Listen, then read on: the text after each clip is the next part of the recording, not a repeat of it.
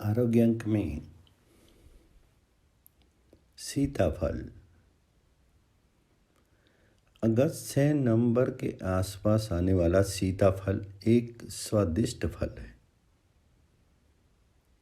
आयुर्वेद के मत के अनुसार सीताफल शीतल, पित्तशामक, पौष्टिक, तृप्तकर्ता, मांस एवं रक्तवर्धक, उल्टी बंद करने वाला, बलवर्धक, वात दोषामक और हृदय के लिए हितकर है। आधुनिक विज्ञान के मत के अनुसार सीताफल में कैल्शियम, लोह तत्व, फास्फोरस, विटामिन, थायमिन, रिबोफ्लोविन एवं विटामिन सी इत्यादि अच्छे परिमाण में होते हैं। जिन लोगों की प्रकृति गर्म अथवा पित्त प्रधान है उनके लिए सीताफल अमृत के समान गुणकारी है।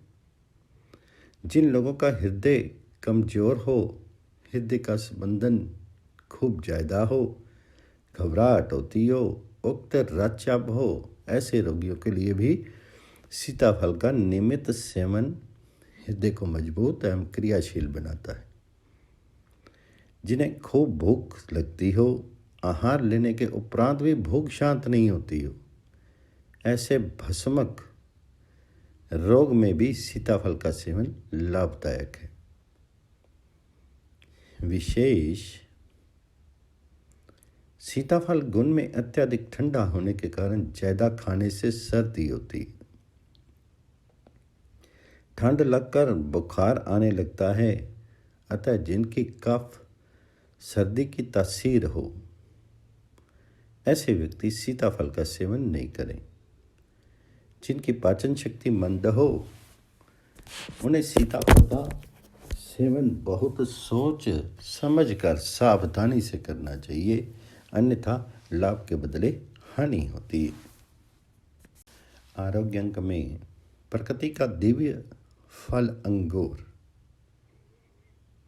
अंगूर सभी फलों में स्वादिष्ट एवं उत्तम फल है।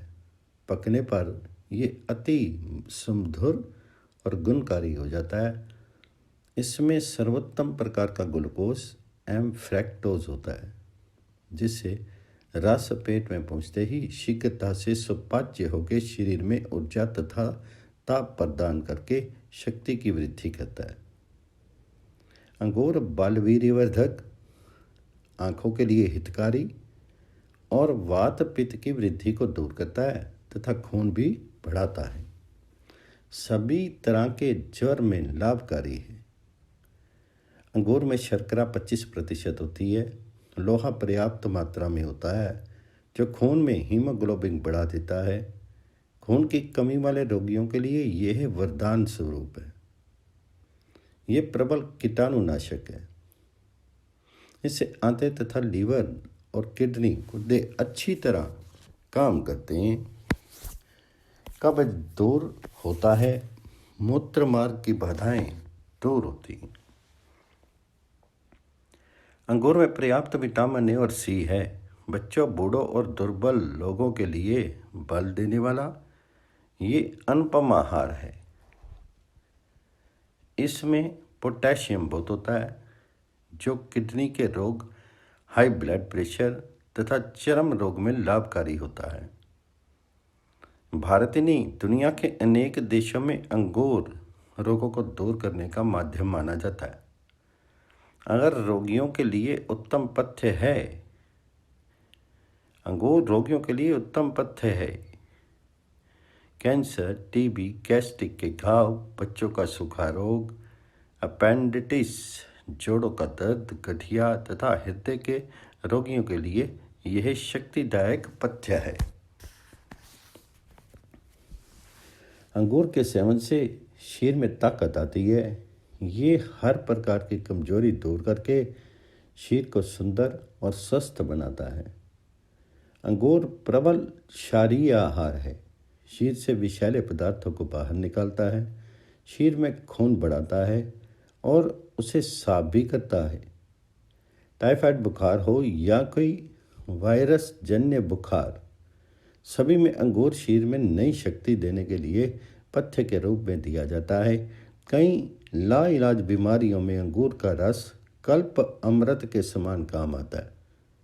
लंबी बीमारी के बाद शरीर में आई कमजोरी को दूर करने में यह रामबाण सिद्ध हुआ है।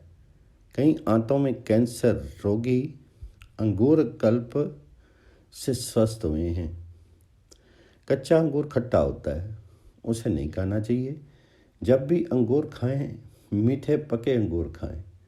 खाने के पहले अंगूर को भली भांति पानी से धो लें, क्योंकि अंगूर की खेती करने वाले उन पर कीटनाशक दवाओं का छिड़काव करते हैं तथा उन पर मच्छर और मक्खियाँ भी बैठती हैं।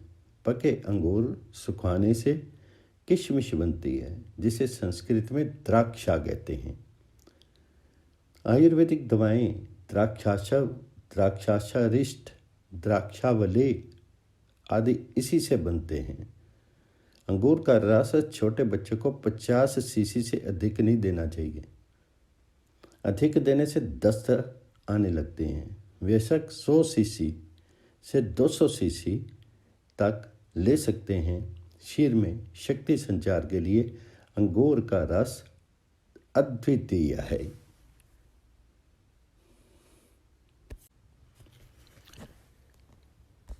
आरोग्य अंक में फलों की रानी नारंगी। आम फलों का राजा है तो फलों की रानी बनने के सभी गुण नारंगी में हैं। इसी कारण नारंगी को फलों की रानी कहा जाता है। आयुर्वेद के ग्रंथों में नारंगी का उल्लेख मिलता है।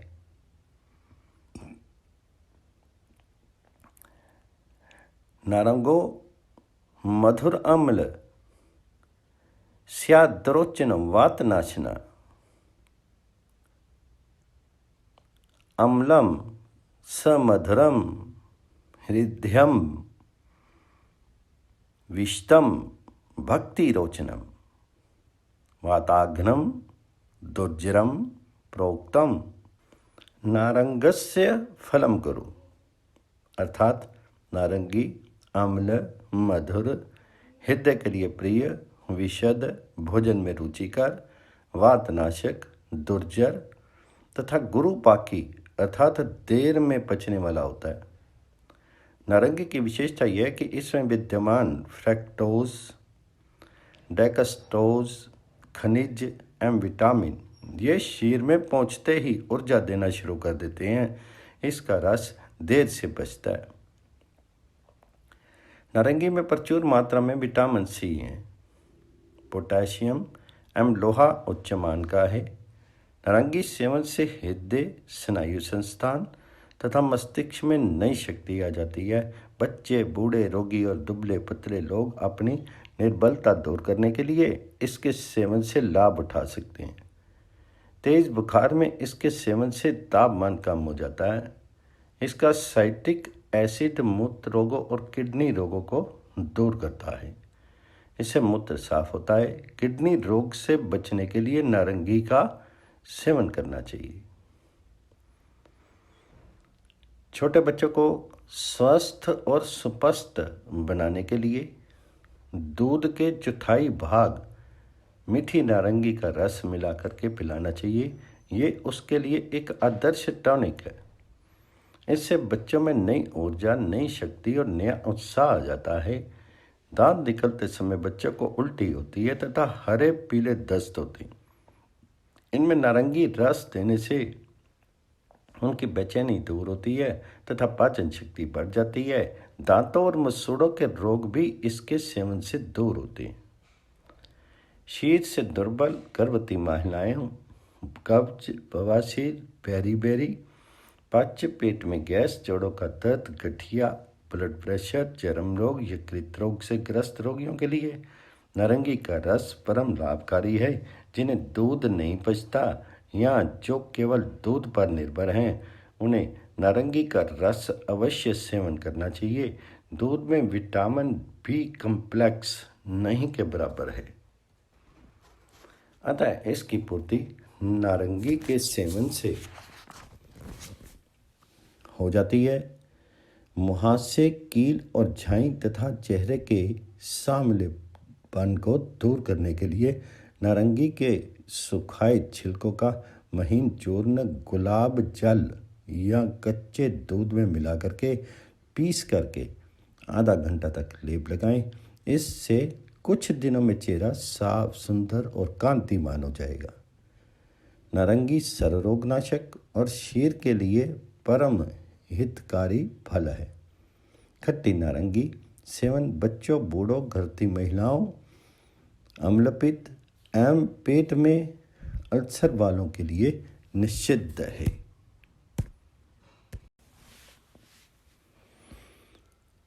आरोग्य अंक में स्वास्थ्य रक्षा में अमरूद अर्थात जाम फल, अमृत फल का उपयोग। अमरूद या जाम फल एक सस्ता और गुणकारी फल है जो प्रायः सारे भारत में पाया जाता है। संस्कृत में इसे अमृत फल भी कहा जाता है। आयुर्वेद के मत के अनुसार पका हुआ अमरूद स्वाद में खट्टा मीठा, कसैला, गुण में ठंडा, पचने में भारी, कफ तथा वीर्यवर्धक, रुचिकारक, पित्त दोषनाशक, वात दोषनाशक एवं हृदय के लिए हितकर है। अमरूद पागलपन, भ्रम, मूर्छा, कृमि, तृषा, शोष, श्रम, विषम, ज्वर तथा जलनाशक है। ये शांतिदायक, सत्वगुणी एवं बुद्धिवर्धक है। भोजन के 1-2 घंटे के बाद इसे खाने से कब्ज, अपने अफरा आदि की शिकायतें दूर होती हैं। सुबह खाली पेट अमरूद खाना भी लाभदायक है। विशेष अधिक अमरूद खाने से वायु, दस्त एवं ज्वर की उत्पत्ति होती है तथा मंदाग्नि एवं सर्दी भी हो जाती है। जिसकी पाचन शक्ति कमजोर हो उन्हें अमरूद कम खाने चाहिए। अमरूद खाते समय इस बात का पूरा ध्यान रखना चाहिए कि इसके बीज ठीक से चबाए बिना पेट में नहीं जाए। अमरूद को या तो खूब अच्छी तरह चबा करके निकलें या फिर इसके बीज अलग करके केवल गुदा ही खाएं। इसका साबुत बीज अपेंडिक्स में चला जाए तो फिर बाहर नहीं निकल पाता, जिससे प्रायः अपेंडिसाइटिस होने की संभावना रहती है। खाने के लिए पके हुए जाम फल का ही प्रयोग करें। कच्चे जाम फल का उपयोग सब्जी के रूप में किया जा सकता है। दूध एवं जाम फल खाने के बीच 2-3 घंटों का अंतर अवश्य रखें। अमरूद जाम फल का औषध रूप में प्रयोग। पहला है सर्दी जुकाम। जुकाम होने पर एक जामफल का गूदा बिना बीज के खा करके 1 गिलास पानी पी लें। दिन में ऐसा 2-3 बार करें। पानी पीते समय नाक से सांस ना लें और ना छोड़ें। नाक बंद करके पानी पिएं और मुंह से ही सांस बाहर फेंकें। इससे नाक बहने लगेगा। नाक बहना शुरू होते ही जाम फल खाना बंद कर दें। 1-2 दिन में जुकाम खूब झड़ जाए तब रात को सोते समय 50 ग्राम गुड़ खा करके बिना पानी पिए सिर्फ कुल्ला करके सो जाएं, जुकाम ठीक हो जाए। दूसरा है खांसी। एक पूरा जामफल आग की गर्म राख में दबा करके सेक लें। 2-3 दिन तक प्रतिदिन इस प्रकार एक जामफल खाने से कफ ढीला होकर के निकल जाता है और खांसी में आराम हो जाता है। जामफल के पत्ते पानी से धोकर के साफ कर लें और फिर पानी में उबालें। जब उबलने लगे तब उसमें दूध और शक्कर डाल दें, फिर उसे छान लें। इसको पीने से खांसी में आराम मिलता है। इसके बीजों को बहीदाना कहते हैं। इन बीजों को सुखा करके पीस लें और थोड़ी मात्रा में शहद के साथ सुबह शाम चाटें। इससे खांसी ठीक हो जाएगी। इस दौरान तेल एवं खटाई का सेवन नहीं करें। तीसरा है सूखी खांसी। इसमें पके हुए जामफल को खूब चबा चबा कर खाने से लाभ होता है। चौथा है कब्ज। पर्याप्त मात्रा में जामफल खाने से मल सूखा और कठोर नहीं हो पाता और सरलतापूर्वक शौच हो जाने से कब्ज नहीं रहता। जामफल काटने के बाद उस पर सौंठ, काली मिर्च और सेंधा नमक भुरा भुरा लें। फिर इसे खाने से स्वाद बढ़ता है और पेट का अफरा, गैस तथा अपच दूर होता है। इसे सुबह निराहार खाली पेट खाना चाहिए या भोजन के साथ खाना चाहिए। पांचवा है मुख के रोग। इसके कोमल हरे ताजे पत्ते चबाने से मुंह के छाले नरम पड़ते हैं, मसूड़े तथा दांत मजबूत होते हैं, मुंह की दुर्गंध का नाश होता है। पत्ते चबाने के बाद इसका रस थोड़ी देर मुंह में रख करके इधर उधर घुमाते रहें, फिर थूक दें। पत्तों को उबाल करके इसके पानी से कुल्ला और गरारा करने पर दांत का दर्द दूर होता है तथा मसूड़ों की सूजन तथा पीड़ा नष्ट होती है। छठा है शिशु संबंधी रोग। जामफल के पत्तों को पीस करके उनकी लुगदी बना करके बच्चों की गुदा के मुख पर रख करके बांधने से उनका गुद भ्रंश यानी कांच निकलने का रोग ठीक हो जाता है। बच्चों को पतले दस्त बार बार लगते हों तो इसके कोमल तथा ताजे पत्तों एवं जड़ की छाल को उबाल करके काढ़ा बना लें और 2-2 चम्मच सुबह शाम पिलावें। इससे पुराना अतिसार भी ठीक हो जाता है। इसके पत्तों का काढ़ा बनाकर पिलाने से उल्टी तथा दस्त होना बंद हो जाता है। सातवां है सूर्यव्रत। सुबह सूर्योदय से सिर दर्द शुरू हो, दोपहर में तीव्र पीड़ा हो एवं सूर्यास्त हो तब सिर दर्द मिट जाए, इस रोग को सूर्यव्रत कहते हैं। इस रोग में रोज सुबह पके हुए जाम फल खाने एवं कच्चे जाम फल को पत्थर पर पानी के साथ घिस करके लाट पर लेप करने से लाभ होता है। आठवां है दाह जलन। पके हुए जाम फल पर मिश्री भुरभुराकर रोज सुबह एवं दोपहर में खाने की जलन कम होती है। ये प्रयोग वायु अथवा पित्त दोष से उत्पन्न शारीरिक दुर्बलता में भी लाभदायक है। नवा है पागलपन में मानसिक उत्तेजना। मानसिक उत्तेजना, अति क्रोध, पागलपन अथवा अति विषय वासना के रोग में भिगोए हुए 3-4 पके जाम फल सुबह खाली पेट खाना लाभदायक है। दोपहर के समय भी भोजन के 1 घंटे बाद जाम फल खाएं। इससे मस्तिष्क की उत्तेजना का शमन होता है एवं मानसिक शांति मिलती है। 10वां है सपन दोष। कब्जियत अथवा शरीर की गर्मी के कारण होने वाले सपन दोष में सुबह और दोपहर जाम फल का सेवन करना लाभप्रद है। 11वें खूनी दस्त। जाम फल के मुरब्बा का, पके हुए या कच्चे जाम फल की सब्जी का सेवन खूनी दस्त में लाभप्रद होता है। 12वां है मलेरिया ज्वर। तीसरे अथवा चौथे दिन आने वाले विषम ज्वर मलेरिया में प्रतिदिन नियम से सीमित मात्रा में जाम फल का सेवन लाभदायक है। आरोग्य अंक में अमृत बीज, चंद्रशूर। यह चंदसूर, हालो, हालिम आदि नामों से किराना वालों के यहाँ मिलता है। यह हरित क्यादी वर्ग का लाल नारंगी रंग का बीज है। माताओं के दूध बढ़ाने के लिए दूध में चंद्रशूर की खीर बना करके सेवन करने से दूध की वृद्धि होती है। कमर दर्द दूर होकर के बल आ जाता है, वात पीड़ा दूर हो जाती है। आम अतिसार। चंद्रशूर का लुआब बना करके देने से अर्थात इसे पानी में भिगो करके पिलाने से आम अतिसार और पेचिश में अच्छा लाभ होता है। कटिवात और घृतृषि। चंद्रशूर को पानी या दूध में उबाल करके रोज सुबह पिलाने से कमर में, कूल्हों में वायु से जो वेदना हो जाती है उसमें लाभ होता है। ये जीर्ण आम वात में भी लाभ करता है। कब्ज। चंद्रशूर को 8 गुने पानी में भिगो दें, 2-3 घंटे पानी में भीग जाने पर मसल करके छान करके प्रातः साय रात्रि में पीने से माल अवरोध दूर हो जाता है। धातु पुष्टि। स्थावर 25 ग्राम, सौंफ 25 ग्राम, चंद्रशूर 25 ग्राम। चंद्रशूर को तवे पर भून लें तथा तीनों को कूट पीस करके इसमें 75 ग्राम मिश्री या शक्कर मिला करके शीशी में रख देवें।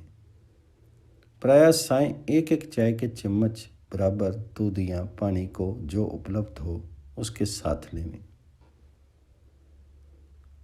मूत्र का गंदलापन, चंद्रशूर को उबालते पानी में डाल करके ढक करके रख देने।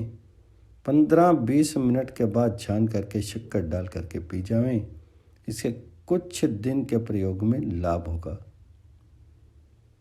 उदर रोग, अजवाइन, सौंफ, चंद्रशूर, पुदीना, सौंठ, काली मिर्च, सफ़ेद, जीरा, धनिया, वायुविडंग, छोटी हड़ड़, काला नमक, सेंधा नमक, नौसादर, खपरियों वाला, इन सब चीज़ों को समभाग में ले लें। छोटी हर्रे को घी में भून लें तथा नौसादर को पीस करके तवे में भून लें। फिर सब चीज़ों को कूट पीस करके चूर्ण बना लें। इसे 1 ग्राम से 3 ग्राम तक दिन में 3-4 बार सेवन करें। इससे पेट के दर्द, अरुचि, कृमि रोग, यकृत, तिल्ली, वमन, अनिद्रा, साइटिका आदि में लाभ होता है। चोट और मोच, चंद्रशूर, लाजवंती बीज और पिसी हुई सौंठ बराबर मात्रा में लेकर के एक कटोरी में डाल करके उसमें ज़रूरत के अनुसार पानी डाल लें, डालकर फेंटें। यह रबड़ से रिक्की हो जाएगी। इसे रोटी के माफिक फैला करके मोच की जगह चिपका दें तथा ऊपर से कपड़े की पट्टी बांध दें। प्रतिदिन नया लेप बना करके लगाने से अति शीघ्र कष्ट मिट जाता है। अगर ये अपने आप ना छूटे तो उसे पानी द्वारा गला करके निकाल लें तथा दूसरी लगा दें। आरोग्य अंक में खीरा एक उत्तम मूत्र परिवर्तक फल शाक। फल एवं शाक ये दोनों शरीर में खनिज, लवण तथा विटामिन की संपूर्ति के लिए उत्तम आहारणीय स्रोत हैं। प्राचीन काल में अरण्य प्रधान संस्कृति होने के कारण लोक जीवन में कंद और मूल यूं ही अपने मूल स्वरूप में सेवन किए जाते हैं, किंतु कालांतर में सांस्कृतिक परिवर्तन एवं नगरीय विकास के साथ साथ उनसे विविध शाक एवं व्यंजन बनने लगे। आजकल अनेक फल भी शाक रूप में व्याहत होते हैं। ऐसे ही फलों की श्रेणी में त्रपुस खीरा आता है जो हमारे जीवन में नित्य उपयोगी फल के साथ साथ आहार में शाक एवं सलाद के रूप में सेवन किया जाता है।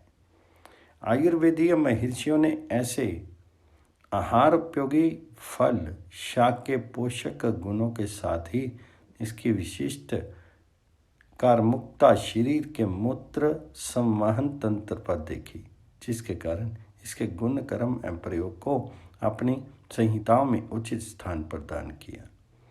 फल शाकों में जैसे कुष्मांड, पीठा का मानस विकारों में विशेष लाभप्रद एवं कारमुक है, उसी प्रकार त्रपुस अपने विशिष्ट मूत्रल कर्म के कारण मूत्र संबंधी विकारों में हितावह एवं प्रभावी है। त्रपुस के पर्यायी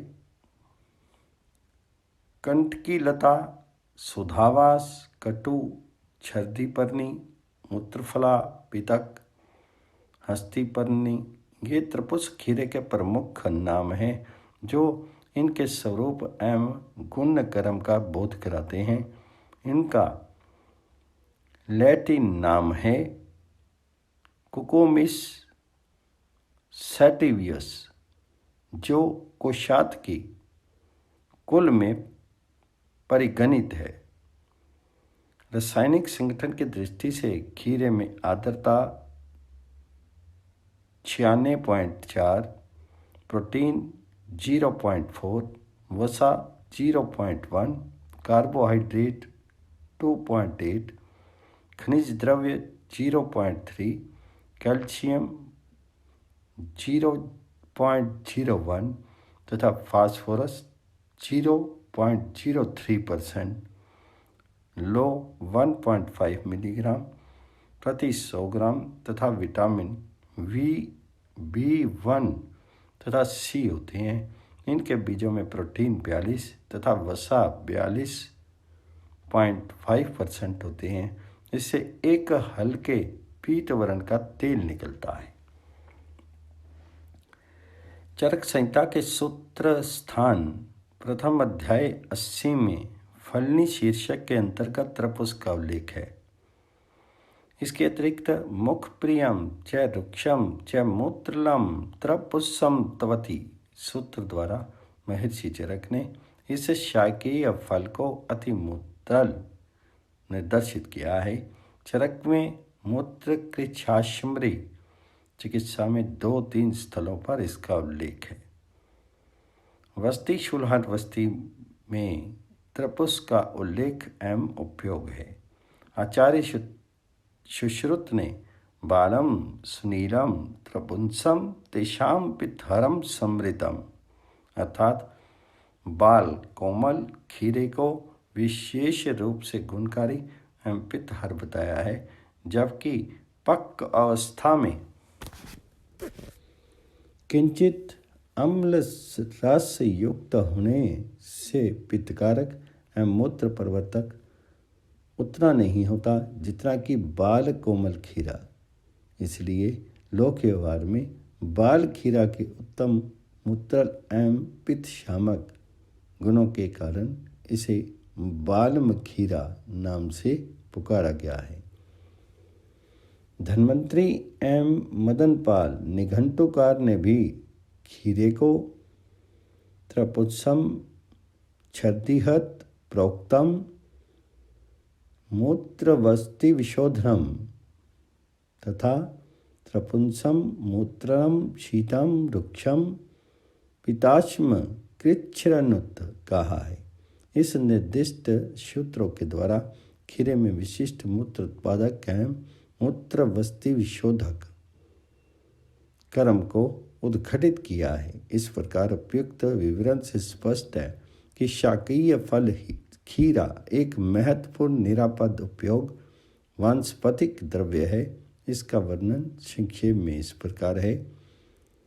मूत्रवह संस्थान के प्रमुख विकारों में उपयोगी है, जैसे मूत्रकृच्छ्र, मूत्रावरोध, मूत्रशमरी, मूत्रपथ की पथरी, ख मूत्रवय स्तोत्र की शोथजन्य विकृतियों जैसे वृक्कानुशोथ, मूत्रवस्ति एवं नलिका शोथ।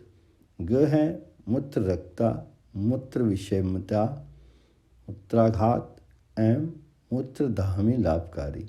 घ है पुरुष ग्रंथि शोथ और वृद्धिजन्य अवस्था में लाभप्रद। मूत्रवय संस्थान के इन विकारों के अतिरिक्त खीरा उदर विकार, अधमान, अटोप, विबंध, पाडु, कामला, यकृत विचार, विविध पैथिक विकार, हृदरोग, शोथ एवं नेत्रदाह में भी उत्तम पथ्य एवं औषधि रूप में व्यवहार करने के योग्य है। इन सब अवस्थाओं में इसके बाल कोमल फल पक्व अवस्था का ही उपयोग सर्वथा फलप्रद एवं हितकारक है। आरोग्य अंक में स्वास्थ्य रक्षा में विभिन्न फलों एवं कंदमूलों का उपयोग। पहला है केला। केला एक सुपरिचित उपयोगी फल है। अपक्व केला मधुर, शीतल, ग्राही, भारी, स्निग्ध, कफ, पित्त, रक्त विकार, दाह, शत एवं वायुनाशक है। पका हुआ केला शीतल, सुंदर, विपाक, मधुर, वीर्यवर्धक, पुष्टिकारक, रुचिकारक, मांस को बढ़ाने वाला, शुद्धापूर्तिकारक, प्रमेह, नेत्र रोग, तृषा, रक्तपित्त, उदर रोग, हृदय शूल, प्रदर रोग एवं गर्मी के रोग का नाशक है। भोजन के पहले केला नहीं खाना चाहिए। पका केला एक अच्छा भोजन है। केले की जड़, सरस, बीज, पत्ते, फूल सभी भागों में विभिन्न कठिन रोगों, मूत्र विकार, प्रदर तथा अतिसार रोगों में आश्चर्यजनक लाभ होता है। दूसरा है सेब। सेब का फल वात पित्तनाशक, पौष्टिक, कफकारक, गुरु, पाक तथा रस में मधुर, शीतल, रुचिकारक एवं वीर्यवर्धक होता है। ये मूत्राशय तथा वृक्कों की वृद्धि करता है। सेब के सेवन में नाड़ियों एवं मस्तिष्क को शक्ति मिलने के कारण ये स्मरण शक्ति की दुर्बलता, उन्माद, बेहोशी तथा चिड़चिड़ापन में गुणकारी है। यकृत विकार एवं अश्मरी में गुणकारी पाया जाता है। सेब को कच्चा खाने से जीर्ण तथा असाध्य रोगों में विशेष लाभ होता है। सेब का छिलका रेचक होता है, अतः ग्रहणी, अतिसार, प्रवाहिका प्रभृति उदर व्याधियों में छिलके रहित कमल फल के सेवन से लाभ होता है। वायु के अनुलोमन एवं कब्ज में छिलका ना उतारें। दस्त आदि में सेब का मुरब्बा गुणकारी है। सेब में विटामिन सी अधिक मात्रा में होता है। तीसरा है आम। आम प्रसिद्ध फल है। कच्चा आम कषाय, अम्ल, वात एवं पित्तवर्धक और पका हुआ आम मधुर, स्निग्ध, बल तथा सुखदायक, गुरु, वातनाशक, शीतल, कषाय, अग्नि, कफ और वीर्यवर्धक होता है। आम की मंजरी बोल शीतल, रुचिकारक, ग्राही, वातकारक, अतिसार, कफ, पित्त, प्रदर्भदुष्टि और रुधिरनाशक है। पाल में पका करके भी आम खाया जाता है, परंतु इसमें जीवन शक्ति की न्यूनता होती है। आम का रस दूध के साथ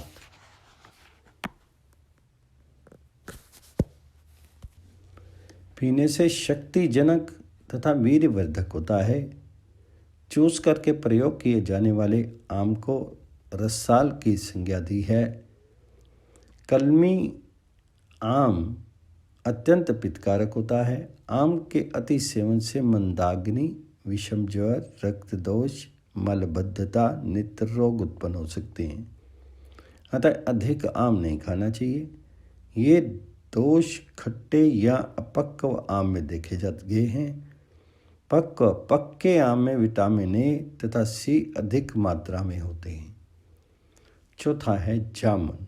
जामुन सामान्य फल है किंतु रोगों में अति लाभकारी है। जामुन कई प्रकार की होती हैं। बड़ी जामुन स्वादिष्ट, स्तंभी, रुचिकारक, गुरु और छोटी जामुन ग्राही, रुक्ष, पित्त एवं कफ दोष तथा रक्त विकार एवं दानाशक है। जामुन की गुठली, छाल, मीठी, पत्ते तथा सिरके का मधुमेह, दस्त, हिचकी, उदरशूल, फुंसियाँ, कृमि, कास, श्वास, मुख की जड़ता, योनिदोष, मुखदोष, अरुचि, इन रोगों में प्रयोग उत्तम तथा लाभकारी है। जामुन की मिगी का चूर्ण मधुमेह के लिए वरदान स्वरूप है। पांचवा है अनार। अनार मधुर, कषाय तथा अम्ल रसयुक्त होता है। सामान्य रूप से अनार मलरोधक, वातनाशक, ग्राही, अग्नि को उत्पन्न करने वाला, स्निग्ध, हृदय के लिए पौष्टिक है। हृदय रोग, कंठ रोग एवं मुख दुर्गंध नाशक है। इससे विटामिन बी और सी पाया जाता है। स्नायु शूल, शीत तथा रात्रि में अनार नहीं खाना चाहिए।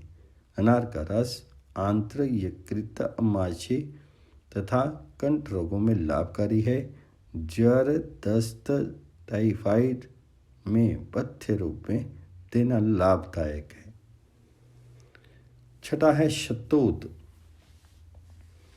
कच्चा शहतूत गुरु, रेचक, अम्ल, उष्ण, रक्त पित्तकारक होता है, परंतु पका हुआ स्वादिष्ट, गुरु, शीतल, रक्त शोधक, मलरोधक, पित्त वातनाशक कहा गया है।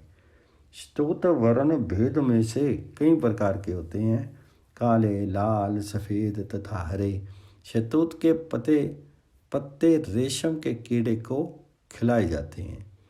चारपाई पर शहतूत के पत्ते बिछाए जाएं तो खटमल भाग जाते हैं। शहतूत का अम्ल पित्त, रक्त पित्त, मल गंध में प्रायः प्रयोग किया जाता है। 7वां है पपीता। पपीता मधुर, शीतल तथा पाचक होता है। ये सुपाच्य तथा मूत्र विकार में लाभप्रद है। पपीते के दूध को रासायनिक विधि द्वारा सुखा करके पपेन प्राप्त किया जाता है। 8वां है नींबू। नींबू की लगभग 10-11 प्रजातियां होती हैं। सामान्यतः नींबू अम्ल राशि युक्त, वातनाशक, दीपक, पाचक और लघु होता है। मीठा नींबू भारी तथा त्रिशा एवं वमन, वात पित्तनाशक और बलदायक होता है। पिजेरा नींबू कास, श्वास, अरुचि, रक्त पित्त तथा त्रिशानाशक है। चकोतरा नींबू स्वादिष्ट, रुचिकारक, शीतल, भारी तथा रक्त पित्त, क्षय, श्वास, कास, हिचकी एवं ब्रह्मनाशक है। जम्बीरी नींबू उष्ण, गुरु, अम्ल तथा वात, कफ दोष, मलबंध, शूल, खांसी, वमन, त्रिशा, आम संबंधी दोष, मुख की विरसता, हृदय की पीड़ा, अग्नि की मंदता और कृमिनाशक है। नींबू अनेक रोगों में सेवन कराया जाता है। नींबू के बीज, फूल, जड़ आदि भी विभिन्न गुणों से युक्त होते हैं। 9वां है फालसा। अपक्व फालसा कसैला, खट्टा, पित्तकारक एवं लघु होता है। पका हुआ फालसा मधुर, रुचिकारक, शीतल, तृप्तिकारक, पुष्टिजनक, हृदय के लिए हितकारक, किंचित विष्टम्बकारक, विपाकी तथा तृष्णा, पित्त, दाह, रक्त विकार, क्षय, ज्वर, वात, रक्त पित्त, उपदंश, शूल, श्वास, मूत्राशय व्याधि, प्रमेह, अरुचि, मूढ़गर्भा, हृदरोग आदि में लाभ करता है। मुंह, नाक, गले से खून आना तथा मासिक धर्म में अधिक खून निकलने की अवस्था में फालसे का अर्धचंद्रायन कल्प करके अधिक मात्रा से कम मात्रा में दिया जाता है। क्षय में 1 मास में 2 कल्प करा देने चाहिए। इस विधि के समय दूध या जल के अतिरिक्त और कुछ नहीं देना चाहिए। इसके अतिरिक्त फालसे का रस, गुठली तथा छाल विभिन्न रोगों में योग बना करके उत्तम लाभार्थ प्रयोग किए जाते हैं। 10वां है सूरन। ये कषाय, कटोर से युक्त, अग्नि पर दीपक, रुक्ष, खुजली करने वाला, कफ एवं अर्थनाशक है। अर्शनाशक है। जिमीकंद अर्श के रोगियों के लिए पथ्य है। कंद शाकों में सूरन को श्रेष्ठ माना जाता है। ये दद्रु, कुष्ठ तथा रक्त पित्त के रोगियों के लिए हितकारी नहीं है। आरोग्य अंक में आयुर्वेद के अद्भुत प्रयोग। पहला है गौमूत्र। गौमूत्र में पहले है जलोदर के रोगी के लिए गौमूत्र तथा पंचगव्य का सेवन लाभदायक होता है। दूसरा है गौमूत्र को जितनी बार छान करके पिएं उतनी ही बार दस्त लगेगा, ये इसकी विशेषता है। तीसरा है चर्म रोग के रोगी को गौमूत्र से स्नान कराना चाहिए।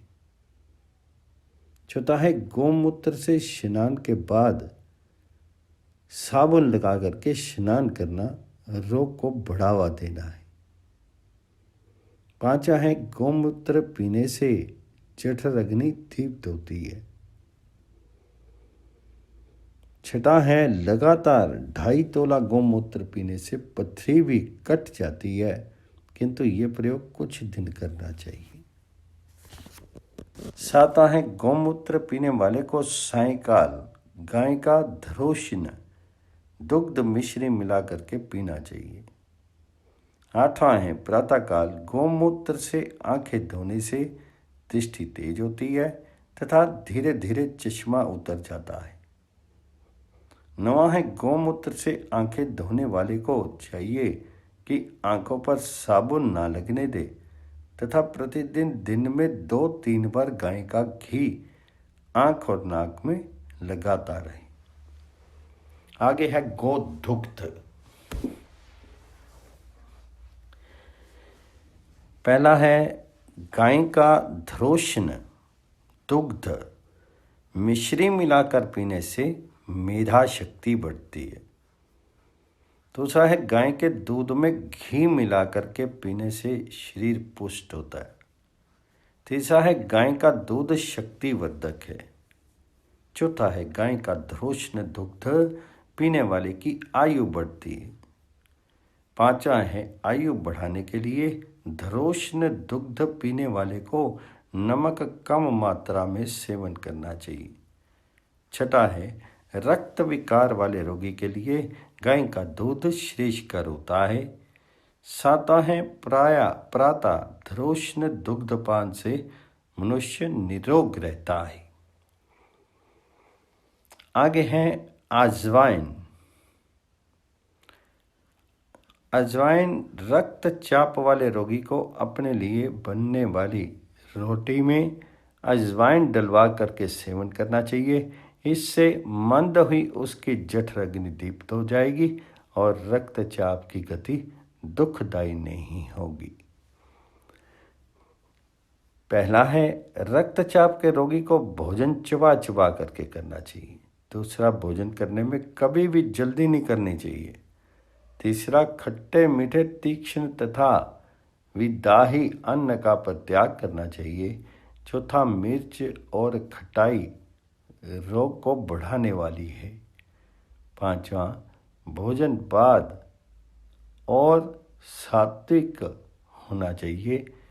छठा, भोजन भूख से कुछ कम करने से भी आयु वृद्धि होती है। सातवां, आलू, अरबी और मैदा की तली हुई चीज़ें जैसे कचौरी, पकौड़ी आदि नहीं खानी चाहिए। आठवां है देर से हजम होने वाली अन्न से बचना चाहिए। नौवां, भारी वजन कभी नहीं उठाना चाहिए। 10वां, तेजी से कभी नहीं चलना चाहिए। 11वां, सीढ़ियों पर चढ़ना उतरना कम से कम होना चाहिए। 12वां, दिमाग पर ज़्यादा दबाव पड़े ऐसी बातें नहीं सुननी चाहिए। आगे है अदरक। अदरक में पहले जिसे भोजन हजम ना होता हो उसे चाहिए कि भोजन करने से पहले 4-5 टुकड़े अदरक में नमक तथा नींबू का रस मिलाकर ले ले और उसके बाद भोजन करें। दूसरा है अदरक के टुकड़े चूसने से खांसी मिट जाती है। तीसरा है अदरक को शाक दाल में डालकर खाने से पेट स्वच्छ रहता है। चौथा है श्वास के रोगी को सदा अदरक का रस तथा शहद मिला करके गुनगुना करके चाटते रहना चाहिए। केवल अदरक का रस सेवन भी निमोनिया तक में लाभदायक होता है। अदरक अलग अलग ऋतुओं में अलग अलग वस्तुओं के साथ सेवन करने से लाभ मिलता है। जैसे वर्षा ऋतु में अदरक के टुकड़ों को नमक लगाकर खाने से अग्नि मंद नहीं होती। आगे है हड़ड़। हरित की सदा पथ्यामातेव हितकारणी कदाचित कुप्यते माता नोद्रस्था हरित की। हरित की हरड़ सदा ही पथ्य स्वरूपा है, माता के समान हित करने वाली है।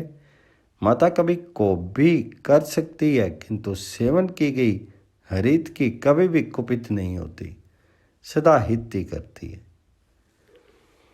पहला है नमक के साथ हरड़ खाने से रोगी का उदर सदा शुद्ध रहता है। हरड़ के चूर्ण में नमक चौथा भाग ही मिलाना चाहिए। ज़्यादा नमक मिलाने पर दस्तावार हो जाएगा। दूसरा है घी के साथ हरड़ का चूर्ण चाटने से हृदय रोग नहीं होता।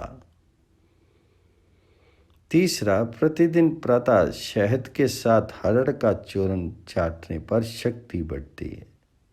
चौथा, सोते समय शक्कर और हरड़ का चूर्ण मिलाकर दूध के साथ लेने से पेट साफ रहता है। पांचवा, हरड़ के चूर्ण को मक्खन मिश्री के साथ चाटने से मेधा शक्ति बढ़ती है तथा स्मरण शक्ति श्रेष्ठ होती है। छठा,